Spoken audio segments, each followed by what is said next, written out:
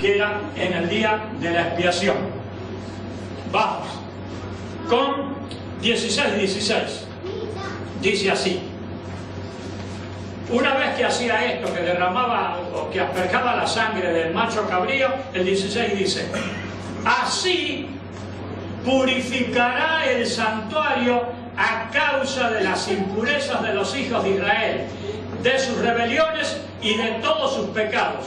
De la misma manera hará también al tabernáculo de reunión, el cual reside entre ellos en medio de sus impurezas. Era una purificación de los pecados del pueblo, y era una purificación también del edificio, digamos, del santuario, del tabernáculo. Todo ese día se purificaba todo, quedaba todo limpio. Seguimos. Dice el 17: ningún hombre estará en el tabernáculo de reunión cuando él entre a hacer expiación en el santuario, hasta que él salga y haya hecho la expiación por sí, por su casa y por toda la congregación. Y saldrá al altar que está delante de Jehová y lo expiará, y tomará de la sangre del becerro y de la sangre del macho cabrío y lo pondrá sobre los cuernos del altar alrededor. Así esparcirá sobre él de la sangre con su dedo 7 veces, y lo limpiará y lo santificará. Esto lo hablamos la última vez. De las inmundicias de los hijos de Israel. Vean esas palabras fuertes que usa: inmundicia. Y se acuerdan que les dije que la inmundicia, ¿qué olor larga la inmundicia? Largo olor desagradable. La inmundicia, largo olor desagradable. Nuestras inmundicias largan un olor desagradable. Por eso era necesario el holocausto, ¿recuerdan? Porque el holocausto era un olor grato a Jehová. ¿Se acuerdan de eso?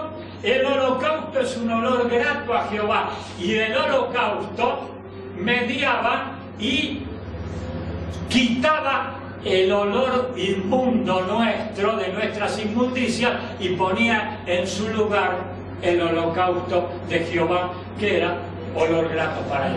¿Se acuerdan de eso? Bien.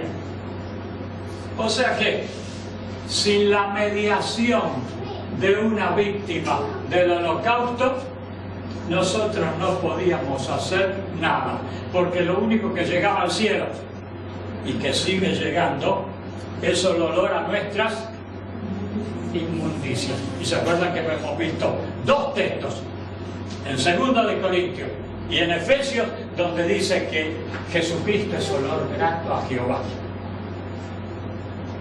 Nosotros no, pero lo tenemos a Jesucristo, que es el olor grato a Jehová. Vamos adelante. Estamos ahora en el 20. Cuando haya acabado de expiar el santuario y el tabernáculo de reunión y el altar, hará traer el macho cabrío vivo. Ya está el santuario limpio, ya está todo el santuario limpio, ya está purificado el santuario, y ya está purificado de todos los pecados y las inmundicias y las rebeliones de los hijos de Israel. Pero el pecado está en alguna parte, está el pecado. Les voy a dar un ejemplo un poco simplón, quizás un poco grosero, pero para que ustedes se den una idea. Lavar los platos. El plato queda limpio, pero el agua que se va cargando toda la suciedad de los platos. ¿Es así o no? Vos te bañás, quedás limpito, pero el agua va llevando toda nuestra suciedad. ¿Es así o no? Esa suciedad está en alguna parte, está. Esa suciedad, cuando hace expiación por el pecado, simbólicamente pasaban a ser parte del sacerdote. Se las cargaba sobre el sacerdote. El sacerdote en esos momentos pasaba a ser el tenedor o el portador de todos los pecados que había cometido el pueblo de Israel y que habían sido confesados durante ese año. Él los cargaba. Vamos a ver. Vamos a ver. Vamos a leer en Números capítulo 18:1. En Números 18:1 leemos: Jehová dijo a Aarón: tú y tus hijos y la casa de tu padre contigo cargaréis con las faltas cometidas contra el santuario, y tú y tus hijos contigo llevaréis el pecado de vuestro sacerdocio. Entonces, ahí sale ya el sumo sacerdote, sale del santuario, pero salía con todos los pecados cargados de todo Israel durante todo el año. Era una carga abrumadora. Y eran pecados que él no los había cometido. Los había cometido el pueblo. ¿Qué tenía que hacer el sumo sacerdote? Ahí lo traía el macho cabrío con la cintita roja en el cuerno. ¿Y qué hacía? Seguimos. Dice el texto: cuando haya acabado de expiar el 20 en adelante el santuario, el tabernáculo de reunión y el altar, hará traer el macho cabrío vivo. Y pondrá Aarón sus dos manos sobre la cabeza del macho cabrío vivo y confesará sobre él todas las iniquidades de los hijos de Israel, todas sus rebeliones y todos sus pecados, poniéndolo así sobre la cabeza del macho cabrío, y lo enviará al desierto por manos de un hombre destinado para esto. ¿Se dan cuenta? Había una transferencia de todos los pecados que en esos momentos estaban sobre él, había una transferencia hacia el macho cabrío vivo. Él los confesaba. Él no sabía los pecados de cada uno de los israelitas, él no conocía los pecados, pero él confesaba como portador de todos los pecados. Y eran transferidos al macho cabrío. Y ese macho cabrío vivo, él no hacía expiación, no se lo mataba ese macho cabrío, porque no era macho cabrío expiatorio. Ese macho cabrío lo llevaban al desierto cargando todos los pecados de Israel que se habían cometido. ¿Qué quiere decir esto? Que todos los pecados que haya cometido el pueblo de Dios, pero que hayan sido confesados y transferidos al santuario, en algún momento esos pecados van a ser impuestos a un solo ser, al autor del pecado.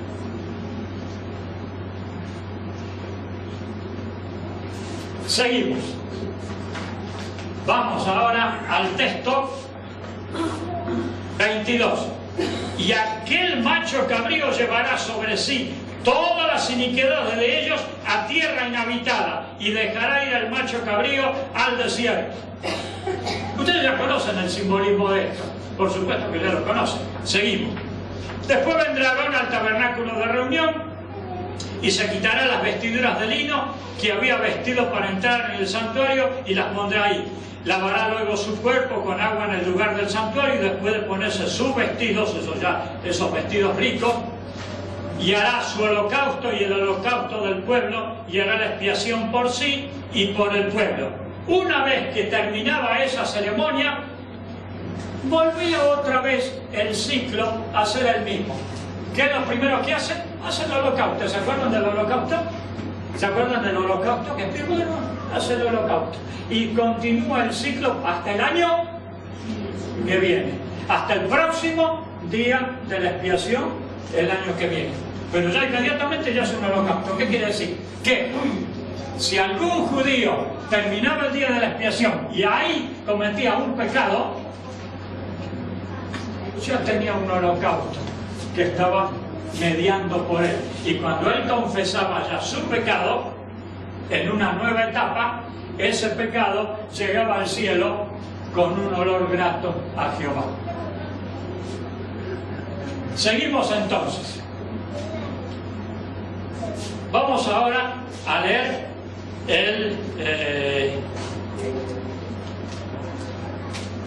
el 29. Y esto tendréis por estatuto perpetuo. En el mes séptimo, a los 10 días del mes, afligiréis vuestras almas, y ninguna obra haréis, ni el nativo ni el extranjero que mora entre vosotros, porque en este día se hará expiación por vosotros y seréis limpios de todos vuestros pecados delante de Jehová. La expiación era limpieza, la expiación limpiaba los pecados. Día de sábado es para vosotros y afligiréis vuestras almas, es estatuto perpetuo. El 33, y hará la expiación por el santuario santo y el tabernáculo de reunión, también hará expiación por el altar, por los sacerdotes y por todo el pueblo de la congregación. Y esto tendréis como estatuto perpetuo para hacer expiación una vez al año por todos los pecados de Israel. Y Moisés hizo como Jehová le mandó. Hasta ahí tenemos todo lo que es el Antiguo Testamento, la explicación del Antiguo Testamento. Pero como el tema que estamos estudiando es las fiestas judías en relación con el Evangelio o el Nuevo Testamento, entonces tenemos que tener en cuenta dos cosas. En el día de la expiación era el día que vos tenías para reconciliarte con Dios, la última oportunidad. Si no te reconciliabas ese día, eras cortado de tu pueblo. Y la otra cosa que hay que tener en cuenta era que ese día, cada día de la expiación se hacía un juicio. Y en ese día, en ese juicio, a vos se te ponía de un lado o del otro, del lado de los salvados o del lado de los perdidos. ¿Cómo explica esto el Nuevo Testamento? Vamos a verlo en el Nuevo Testamento. Primer texto, tiempo presente. Segunda de Corintios capítulo 5 del 17 al 21, lo hemos visto en la lección de escuela sabática. Hoy, Segunda de Corintios capítulo 5 del 17 al 21. De modo que si alguno está en Cristo, nueva criatura es. Las cosas viejas pasaron, he aquí, todas son hechas nuevas. Y todo proviene de Dios, quien nos reconcilió consigo mismo por medio de Cristo y nos dio el ministerio de la reconciliación. A saber, que Dios estaba en Cristo reconciliando consigo al mundo, no tomándole en cuenta a los hombres sus transgresiones, y nos encargó a nosotros la palabra de la reconciliación. Así que somos embajadores en nombre de Cristo, como si Dios exhortase por medio de nosotros. Os rogamos, en nombre de Cristo, reconciliaos con Dios. Al que no conoció pecado, por nosotros lo hizo pecado, para que nosotros fuésemos hechos justicia de Dios en él. Entonces, ahora se nos va aclarando el panorama. Ese día de reconciliación, nosotros logramos esa reconciliación hoy, en el tiempo presente, por medio de Cristo, que Él se hizo pecado por nosotros para que nosotros fuésemos hechos justicia por Él. El capítulo 5, el capítulo 6 y el capítulo 7 va desarrollando una idea el apóstol Pablo. En el capítulo 6 empieza diciendo el 1 y 2. Así pues, nosotros, como colaboradores suyos, os exhortamos también a que no recibáis en vano la gracia de Dios. ¿Qué está diciendo acá? Que todo esto de la reconciliación es un acto de gracia de Dios, es un acto que Él lo hace por nosotros como una gracia, como gracia por nosotros, por nuestros pecados. Y dice, porque dice, en tiempo favorable te he escuchado y en día de salvación te he socorrido. He aquí, ahora el tiempo favorable, he aquí, ahora el día de salvación. En el Nuevo Testamento te dice que ¿cuándo es ese día que nosotros tenemos? ¿Cuándo es ese día? Ahora. ¿Cuándo es ese día? Ahora. Es un tiempo presente. Ahora tenemos la oportunidad de reconciliarnos con Dios. ¿Cuál era el sistema? El mismo de la antigüedad. ¿Cómo era el sistema? Arrepentimiento, confesión y perdón. Otro texto, veamos. Segunda de Corintios 7. Es el 5, el 6 y el 7, tiene una sola línea de pensamiento. Segunda de Corintios 7:1. Así que, amados, puesto que tenemos estas promesas, limpiémonos de toda contaminación de carne y de espíritu, perfeccionando la santidad en el temor de Dios. Esas son todas promesas, porque todo lo que hemos visto está basado en promesas, pero nosotros creemos esas promesas, y creyendo en esas promesas tenemos que limpiarnos de toda inmundicia, de toda contaminación de carne y de espíritu. ¿Estamos de acuerdo? ¿Cuándo es el tiempo de hacer eso? Ahora es el tiempo. Bueno, y ahora vamos al futuro, mejor dicho. Era futuro en los días que se escribió el Nuevo Testamento. Ahora ya no es futuro, es presente. Teníamos que estar reconciliados, ¿por qué? Porque venía el juicio. Vamos a ver estos textos. Segunda de Corintios capítulo 5, texto 10. Dice así: porque todos nosotros debemos comparecer ante el tribunal de Cristo, para que cada uno recoja según lo que haya hecho mientras estaba en el cuerpo, sea bueno o sea malo. ¿Qué te está hablando acá? De un juicio en el que vas a tener que rendir cuenta con lo malo o con lo bueno que vos hayas hecho. Está hablando que compadeceremos, está hablando en él para el futuro, en aquel tiempo, está hablando para el futuro. Otro texto, Romanos capítulo 2, texto 16. Dice: en el día en que Dios juzgará, futuro, por Jesucristo, los secretos de los hombres, conforme a mi evangelio. Acá entra el evangelio. Juzgará. ¿Qué tiempo está hablando? Futuro. En aquel tiempo, futuro. Bien, vamos a Hechos capítulo 17, 30 y 31. Hechos 17, 30 y 31. Dice así: por tanto Dios, habiendo pasado por alto los tiempos de esta ignorancia, ahora, en aquel tiempo, manda a todos los hombres en todo lugar que se arrepientan, por cuanto ha establecido un día en el cual va a juzgar al mundo con justicia futuro. ¿Ven? Ahora arrepentimiento, ¿por qué? Porque el juicio es futuro. A juzgar al mundo con justicia por aquel varón a quien designó, dando fe a todos con haberle levantado de los muertos. El arrepentimiento es ahora, pero el día del juicio estaba en el futuro, en aquel tiempo. Primera de Pedro, capítulo 4, 17 y 18, muy conocido por nosotros este texto. Primera de Pedro, capítulo 4, 17 y 18.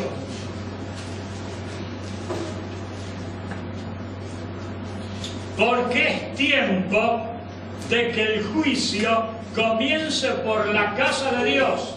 Y si primero comienza por nosotros, ¿cuál será el fin de aquellos que desobedecieron el Evangelio de Dios?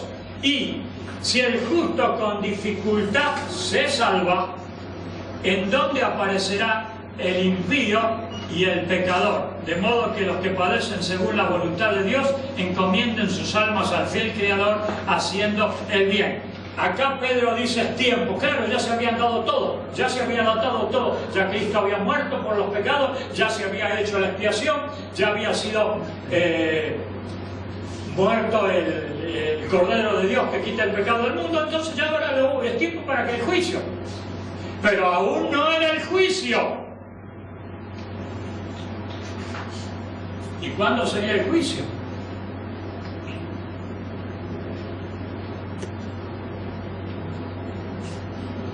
Apocalipsis, capítulo 14. Y vi a un ángel volar en medio del cielo, que llevaba el Evangelio eterno para predicarlo a toda nación, pueblo, tribu y lengua, diciendo en alta voz: temed a Dios y darle honra, porque la hora de su juicio ha llegado. Nosotros entendemos y enseñamos que ese juicio empezó en el año, lo que en el Nuevo Testamento era historia futura, ahora ya está. Por lo tanto, tenemos que reconciliarnos con Dios. Todo aquello que era símbolo en el Antiguo Testamento, hoy es realidad presente. Últimos textos. Hebreos, capítulo 9, texto 11.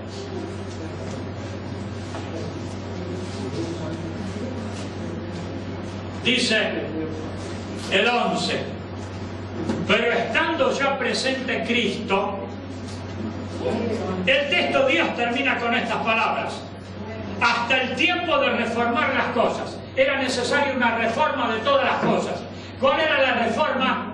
Entonces el 11 nos dice: pero estando presente, estando ya, ahora, en aquel tiempo, cuando escribía esto, presente Cristo como sumo sacerdote de los bienes venideros, entró por otro más amplio y más perfecto tabernáculo, no hecho de manos, es decir, no de esta creación, no era el que estaba en el desierto. El texto 23 dice: fue pues necesario que las figuras de las cosas celestiales fueran purificadas así, pero las cosas celestiales mismas con mejores sacrificios que estos, porque no entró Cristo en el santuario hecho de mano. No dice no entró Cristo en el lugar santísimo, dice no entró en el santuario, entró detrás del primer velo. La Biblia, el libro de los Hebreos, nos habla muy claramente, y no solamente la Biblia en el libro de los Hebreos, sino también en el Antiguo Testamento, en Éxodo, cuando da la descripción de la construcción del templo, habla de dos velos. Cristo entró cuando ascendió al cielo detrás del primer velo. No entró Cristo en un santuario hecho de mano, figura del verdadero, sino en el cielo mismo, para presentarse ahora por nosotros en la presencia de Dios. Sigue diciendo el 26 al 28. De otra manera le hubiera sido necesario padecer muchas veces desde la fundación del mundo, pero ahora, en la consumación de los siglos, ha sido manifestado una vez para siempre, lo que dijo Pedro: pero ahora ya está dada todas las circunstancias para que empiece el juicio, ya está dado todo, pero ahora en la consumación de los siglos ha sido manifestado una vez para siempre por el sacrificio de sí mismo para quitar de en medio el pecado. Y de la manera que está reservada a los hombres el morir una vez, y después de esto el juicio, hay un juicio después de la muerte.